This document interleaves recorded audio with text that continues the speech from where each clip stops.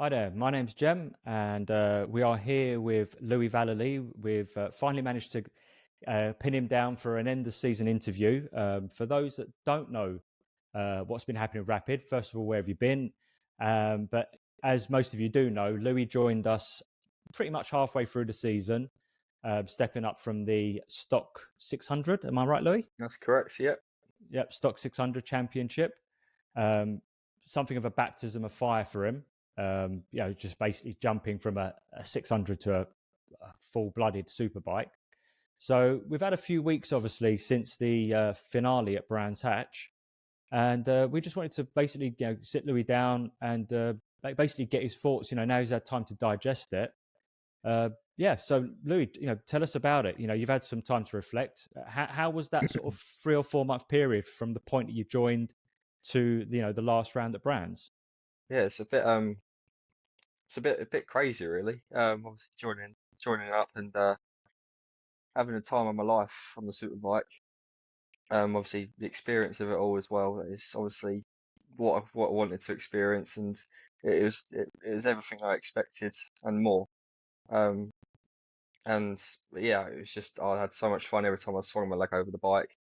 I just kept on learning, and obviously the last round at Brands, I was sort of wanted to like give it absolute everything there, but the way the weekend went didn't quite go to plan, and sort of ended the weekend. I was like a bit disappointed in myself, and but I've had a few weeks off now, and I feel lost at the moment, not riding the bike, Really, and I don't know what to do with post-season myself. blues. Yeah, pretty much, and I just going back to the normal life and just working every day, and yeah, it feels like if it's been 3 weeks, it feels like absolutely months. It does, Really, and it doesn't literally. It feels like forever since I've last rode a bike.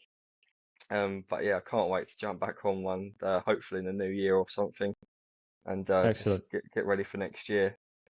So let's take it back. You mentioned Brands. We can come back to that. In terms of the very first time you swung your leg, as you put it, over the Rapid CDH ZX10R, do you want to just sort of take us back to that very first, the very first time? Unfortunately, I wasn't there. Obviously, I was I was on holiday at that point, so I missed your first few rounds with us. But do you just want to take it back to the very first time you swung your leg over that bike? It was quite surreal, to be honest. I see it at Thruxton as well. The fastest track in England, and I didn't really. It's well, kind of made me realise how quick the superbike was for sure. And but yeah, obviously leaving pit lane with all the best riders in the paddock and in the country. It's just like it's something just sort of had to take a minute and sort of realise what you're doing.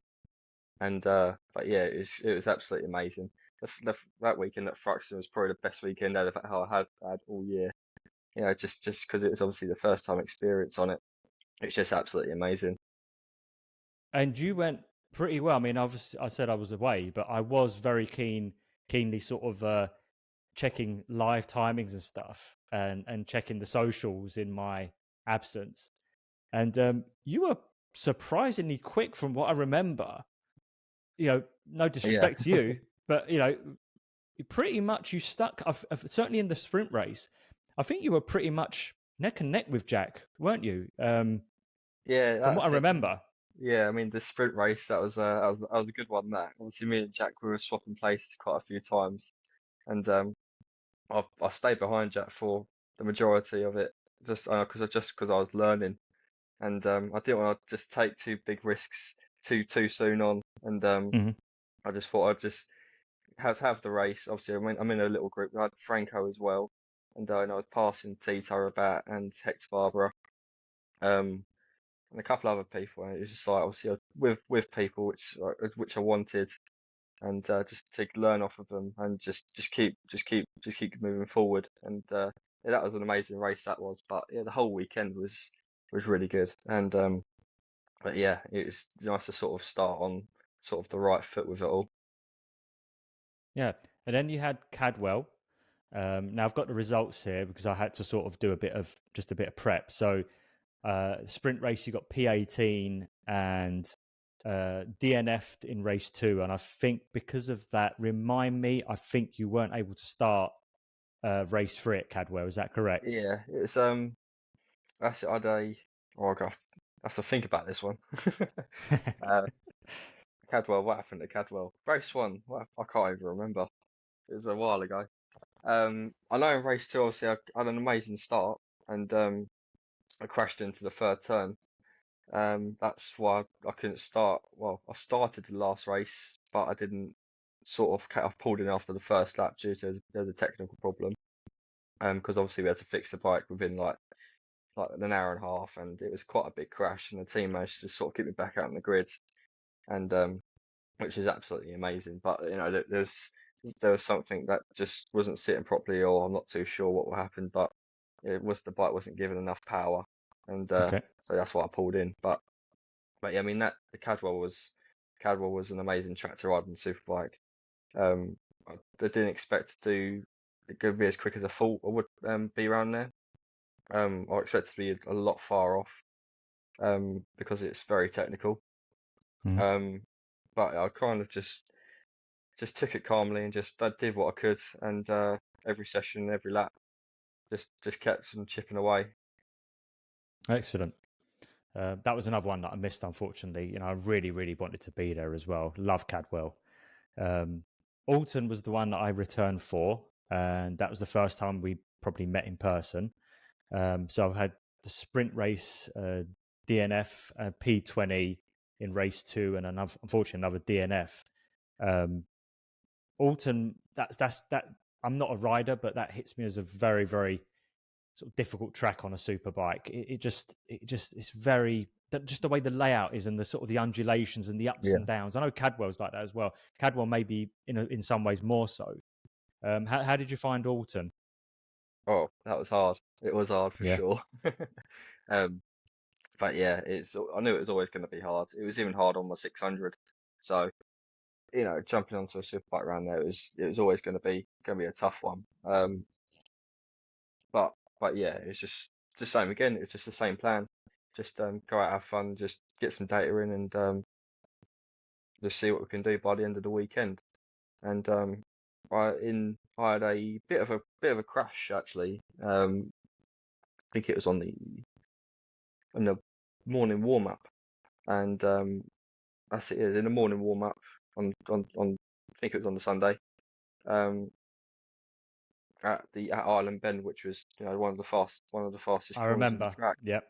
and yeah, that kind of hurt bad, that one, and that kind of Mm. set me back for race 2 and 3, and I was like I physically was hurt, and I was feeling sick as well. So it kind of just hit me hard, that one, and I just wanted to try and get through both races, and I've obviously managed to Mm. finish the first race on that day. Yep. Struggled as well because it was literally I crashed an hour before that race, but I managed to pull through. And then the last race, I thought, right, let's try and give it a bit more here, and I dropped off. You know, probably I can't remember how far in, and then we had another technical problem, and then the bike just sort of just came to a stop. So I just had to Yeah. pull off, which is unfortunate. But I was, you know, it kind of the bike stopped. But I was like almost kind of glad because I was like, oh, you know, physically, I wasn't very well, but you know, um, but yeah, it was fun weekend. Like again, just absolutely loved being on it. On that point, just how much more physical is it jumping from the stocker 600 to the full fat superbike? Just how much more physical is it? Oh, it's an absolute beast, that's for sure. Yeah. It's on the 600, I'll come in after the race without breaking a sweat, and even after winning my last race at Brands Hatch, on 600, I didn't even break a sweat. And obviously jumping on the superbike after probably, not even after session, I'm like pulled in, having a debrief mid-session, and I'm like, wiping my sweat away. I'm like, crikey, let's try and get another stint in. Mm. But you can always try and prepare yourself as much as you can for it. But jumping onto a superbike, nothing can really prepare you for it until you actually get on it. I get that. So did you make any conscious effort to work on your fitness? I appreciate that only time on the bike will really get you up to speed, but Yeah. was there any sort of gym work involved in trying to Yeah, adapt? yeah, there was a bit. I mean, obviously my main source of training is cycling and just a lot of cardio, which I've done for years, and it's always worked. Obviously on a 600, but obviously jumping mid-season to another class, and obviously changing up your routine. For me, it's quite hard. Um, it's just things in life got to change. If I've got to go to the gym, I've got to get into the gym and all that. And I was trying as hard as I could to sort of work at what I could do at home. That's where I do all my cycling, and sort of increase the intensity a bit, and just a bit of core workout as well, which I usually do. And but yeah, it was always going to be a struggle doing it.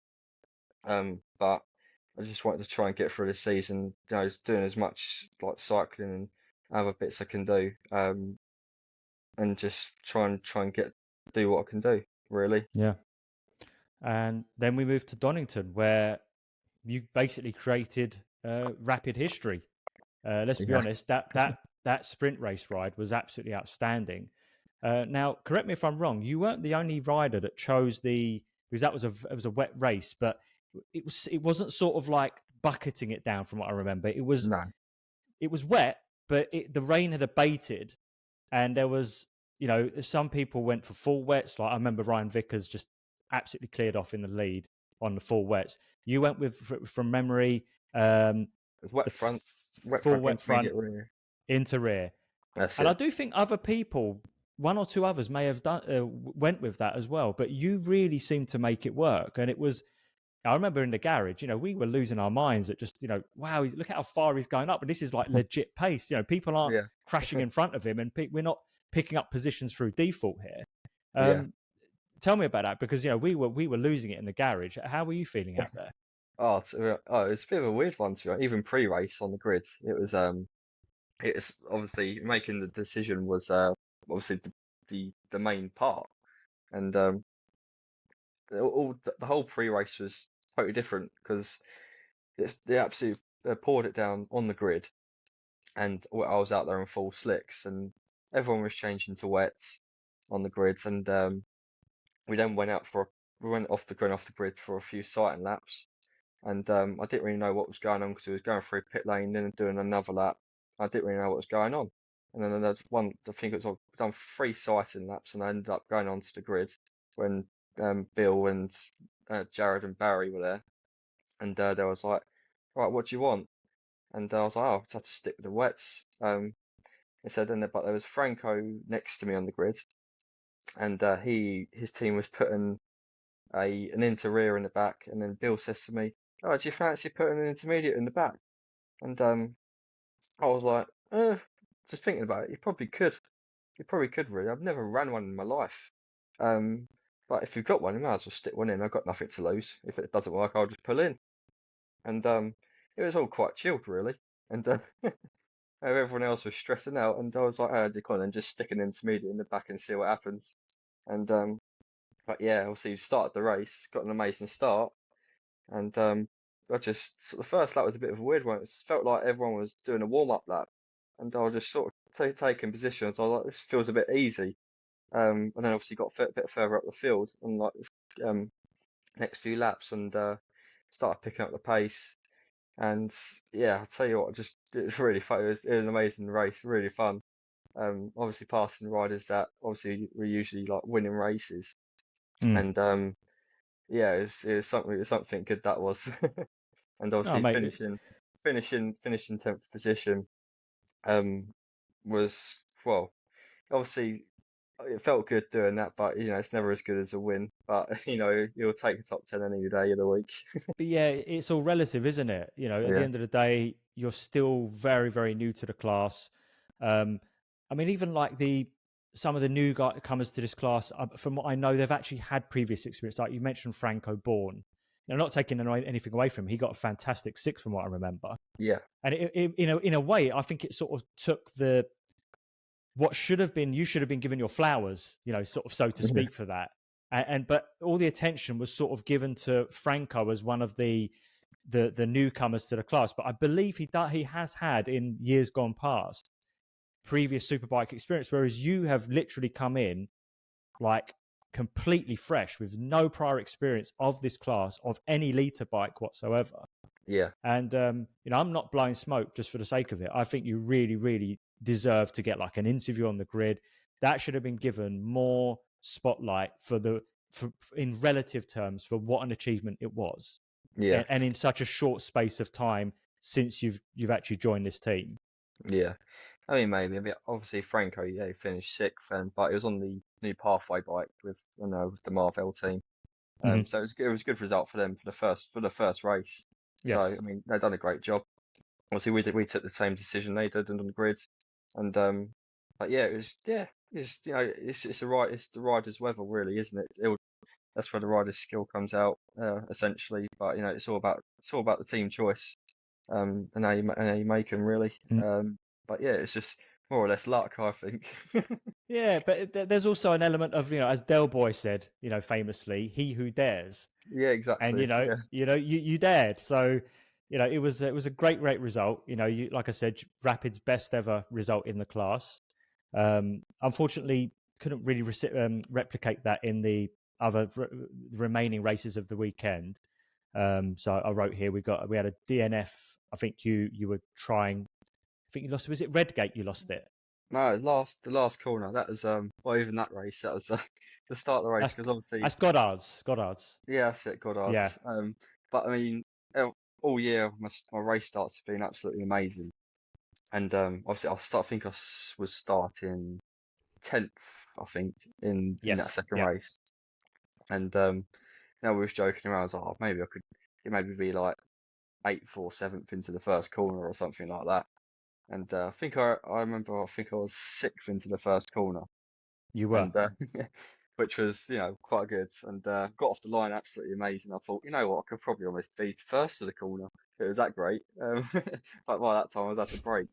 Um, but yeah, I was kind of humbled pretty quickly after that first corner, and I just kind of dropped like a stone. But I think I tried to hold my own quite a bit, and everybody just come past me left, right, and centre, and I was just trying my best to just sort of hold on to what I could, and 'cause there wasn't a lot of dry. Well, can't remember if there was quite a lot of dry weather that weekend, but I think we put a setup in for the second race, and it didn't quite feel like what it did the last time I was in the dry. Yep. Um, so it was kind of, I was kind of just testing in that race anyway, whilst racing. So, it was going to be hard, but then I went to the last corner. Jack came past me, and that's when I sort of found my pace, and went into the last corner with a bit too much brake, and went over I think it was a change of tarmac, and the front just literally went from me, and Right. but that was it. It was only a small crash, but that the bike was absolutely fine, so it was barely any damage. Yep. And then we But had the last one at Brands, your home race, which unfortunately probably didn't really go to plan. I think I've got it as two DNFs, or at least one DNF and a P23 in the last race. You were chasing. Remember, basically, you were on Braden Elliott's exhaust pipe for about 2/3 of that race. yeah, that's correct. Um, Yeah, but I think probably a mixture of, like, I think you chose the harder of the front slick tires, and I think you yeah, said that probably all that heat coming off Braden's bike for that amount of time, and a little bit of fatigue combined as well. I think you said you sort of just dropped off the pace towards the end there. yeah. There's a bit of that last race kind of, yeah. So we stuck the harder compounds tire in for the last race. I can't. Well, yeah, so we stuck that tire in, and it was the first race on that day. We had the softer compound in, um, and I kind of preferred the feel for the harder compound. Um, but for the first like 5 or 6 laps, I think the front tire felt absolutely fine, and then when I sort of caught Braden, um, I don't know, I really started to struggle to turn in, and the front was tucking from me quite a bit, and it was going away from me. So then Braden made it very hard for me to pass as well. I passed him into turn one, and he came straight back at me into turn two. And I was like, I was trying to get a sort of a run up to him, and or just get close to him just so I can outbrake him. But it was he kind of made himself very, very wide. He played it very defensive. Um, so, and then by that time, he was trying to fend me off. I kind of just dropped back, and the front tire just felt worse and worse every lap.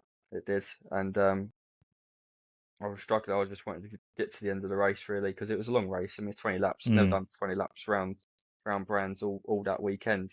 So, you know, it was going to be difficult. I didn't know what was going to happen, especially with the back tyre, because we had the X compound in for the last race as well.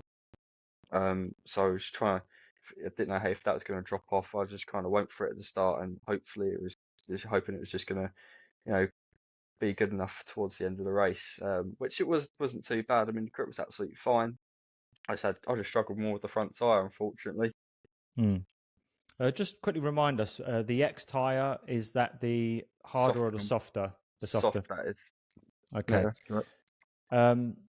Now, just to sort of sum up as a whole, I mean, when I think about it, there was actually, at least the races that I attended towards the end of the season, I don't think we ever got like a complete like full weekend of just dry running. I think, would it be fair to say that to the extent your learning process has been hindered by like constantly changing weather conditions, where 1 minute it's wet, then it's semi-wet, then it's dry, then it's cold, then it's windy, then it's wet, and you can't seem to you never seem to get like a consistent, dry running on the bike. Would it be fair to say that that's sort of hindered you? It did a bit. I mean, obviously, I think Thruxton was the only weekend where it was sort of dry the whole weekend for our sessions. Yeah, Cadwell was wet for one of them. Donington Alton was definitely wet for one of them. Donington was obviously, that was very changeable, Mm-hmm. and Brands, it literally completely chucked it down minutes before our qualifying session. Yeah. So yeah, I mean, it does sort of hinder you a bit, because you sort of like, you got an FP1 and it's dry, and you get your base setting for the weekend. You got an FP2, you make it a bit better, and and if that session's wet, it kind of just sort of puts you on the back foot. Because if the races are going to be dry, then you need it to be dry in the practice sessions, just to Yeah. sort of keep moving forward with the data, and keep learning with the bike. So yeah, it always will hinder you, but it's the same for everyone. So you just got to do it the best you can. Yeah. If you had to rate yourself, sort of being very honest and sort of looking back at those 5 or so rounds that you spent with the team, what would you rate yourself out of 10? Ooh. Uh, uh, Rate myself in what way? Like, Overall, like yeah. performance, adaptation to the bike, obviously bearing in mind that, you come from a very different class, no previous liter bike experience. It's quite hard to say, really. I don't know, maybe a 7, I would say. I mean, Solid 7. yeah, I'd say above average a bit. But yeah, it's always going to be hard jumping in the middle of the season, and obviously no prior testing, or no prior proper testing at least. Um, just throwing yourself in the deep end, and just having a swim. Yep. And to that point, what again, being honest, what are the areas you think you need to most develop and improve in, if possible, in the off season, or sort of, and that's another thing we'll get into in terms of what's happening for the upcoming 24 season. Where do you think you need to improve on the superbike? Do you know what needs to be done and how to get around it? Obviously physically, just hitting the gym as hard as I can at the moment, and just preparing myself for the next time I jump on the bike. But I mean, from what we've been doing all year, obviously adapting myself to a super bike, having time now to sort of thinking about what I've been doing on it and where and how I can, improve myself the next time I get out on one. Um, I think probably the hardest point of riding the superbike was probably the braking sector, the braking sections. Just sort of hitting that brakes as hard as you can, and consistently as well. That was always my struggle through these 5 rounds, was doing that, getting enough brake pressure, because obviously on the 600, all you're doing is scrubbing off speed, and Right. there's no hard braking at all. Whereas a superbike, it's literally anchors on every single corner, and doing it every single lap, consistently. That was always my struggle all year. So yeah, I mean that's pretty much where I want to sort of, especially in pre-season, I want to try and knuckle down on that and just do the best I can, and try and improve that. But yeah, obviously physically, because I got to be ready for it. Same for everyone. Um, but yeah, just that thing, that's really where I want to improve. But it's not like I was, almost on pace. I mean, I can always improve everywhere. Hmm. So yeah, I mean, it's not until I'm chasing tenths, like chasing tenths of a second, where it's this very fine adjustments, really. Yep. And now the question that everyone's going to want to ask in concluding and wrapping up: what's the deal for next season? Have you got anything agreed with Rapid or? Not at the moment. It's only been a few weeks since the end of the season. I think everyone's just chilling out at the minute Mhm. and just enjoying a bit of a break. But yeah, hopefully I can sort of get the ball rolling and hopefully get something sorted before Christmas. Excellent. Well, obviously, just speaking from my point of view, mate, very much looking forward to seeing you again in the paddock.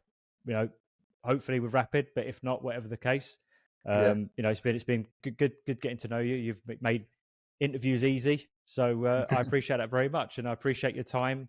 And yeah, thanks a lot.